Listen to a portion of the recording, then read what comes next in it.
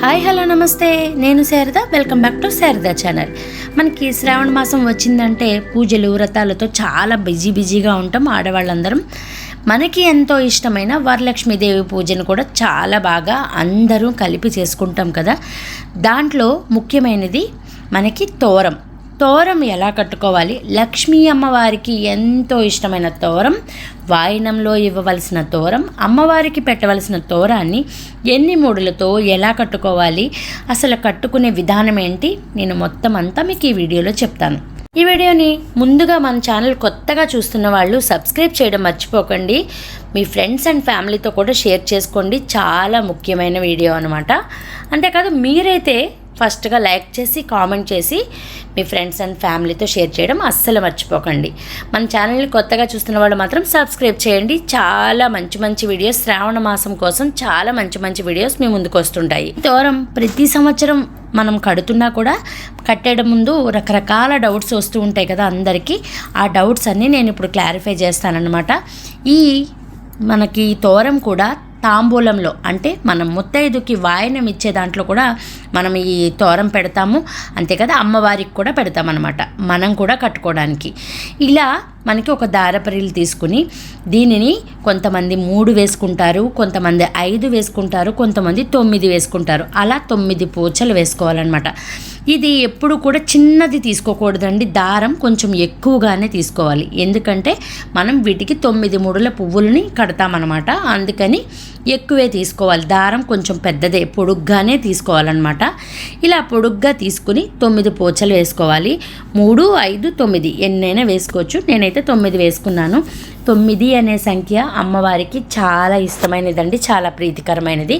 9 పిండి వంటలు, 9 రకాల ముడులు, ఇలాంటివన్నీ. 9 అనేది నవ సంఖ్య, అమ్మకి ఇష్టం కాబట్టి లక్ష్మీ అమ్మవారికి మనం 9 పోచలు పోసుకోవాలి. మనం 9 పువ్వులతో మనం కట్టుకోవాలన్నమాట. దీన్ని తోరంలాగా కట్టుకోవాలి.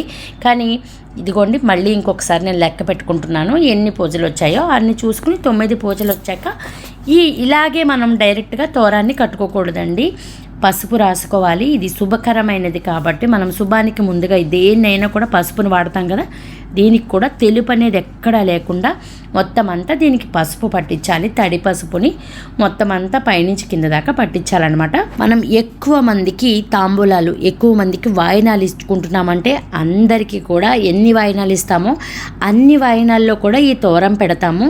ఈ తోరం పెట్టి వాళ్ళకి ఇచ్చి మనం తాంబూలం ఇచ్చిన వెంటనే వాళ్ళ చేతికి కట్టేస్తామన్నమాట ఈ తోరాన్ని. అంతేకాదు అమ్మవారి దగ్గర అమ్మవారికి ఒక తోరం పెడతాము.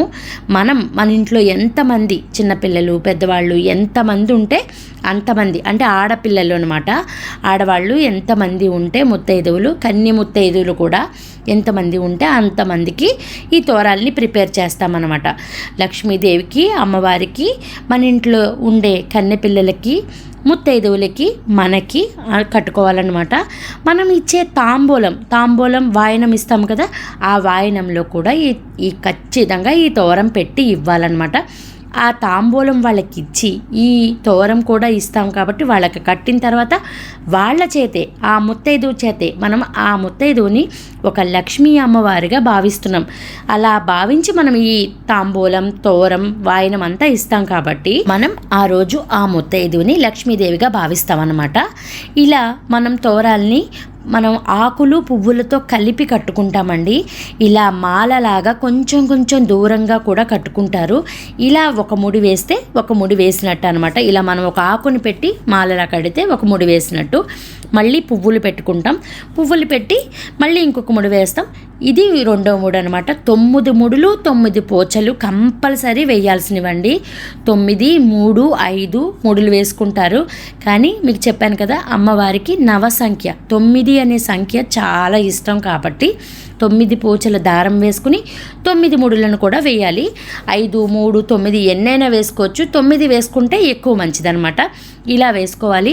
ఇప్పుడు నేను మీకు చూపించడానికి మాత్రం ముందుగా చేస్తున్నాను. నాకు చామంతి పూలు దొరకలేదు, కానీ చామంతి పూలతో కట్టుకుంటే ఇంకా బాగుంటుంది. చామంతి పూల తోరం చాలా బాగుంటుంది. అమ్మవారికి మనం ఆ రోజు చామంతి పూలు, చామంతి ఆకులతోనే తోరం చేస్తాము.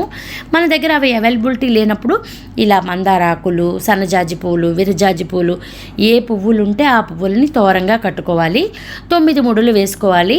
అమ్మవారికి, పిల్లలకి, ముత్తైదువులకి ఎంతమందికి అయితే వాయినం ఇస్తామో అంతమందికి కూడా ఈ తాంబూలంలో ఈ తోరం పెట్టాలన్నమాట.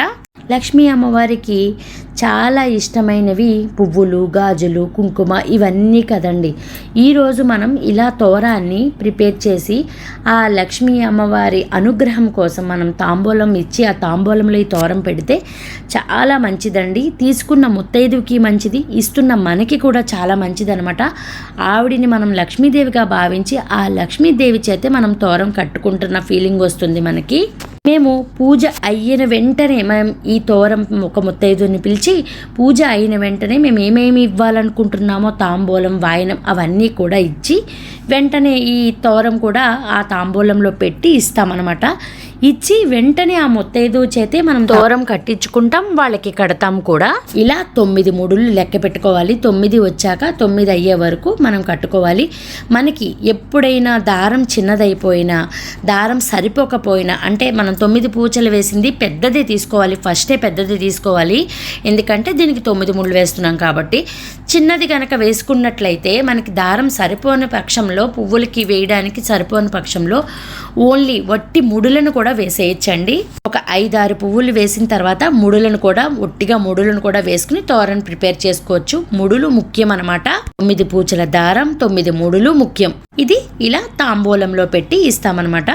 మీకు తోరం కట్టుకోవడం తెలిసి ఉండొచ్చు, కానీ నేను ఉన్న డౌట్ని క్లారిఫై చేయడానికి ఈ వీడియో చేశాను. ఈ వీడియో నచ్చితే లైక్ చేయడం, షేర్ చేయడం, సబ్స్క్రైబ్ చేయడం మర్చిపోకండి. మీ ఫ్రెండ్స్ అండ్ ఫ్యామిలీతో షేర్ చేసుకోవడం అస్సలు మర్చిపోకండి. ప్రతి సంవత్సరం పూజ చేసుకుంటున్నా కూడా మనం ఈ తోరం దగ్గరకు వచ్చేసరికి కొంచెం కన్ఫ్యూజ్ అవుతాం కదా. Thank you for watching.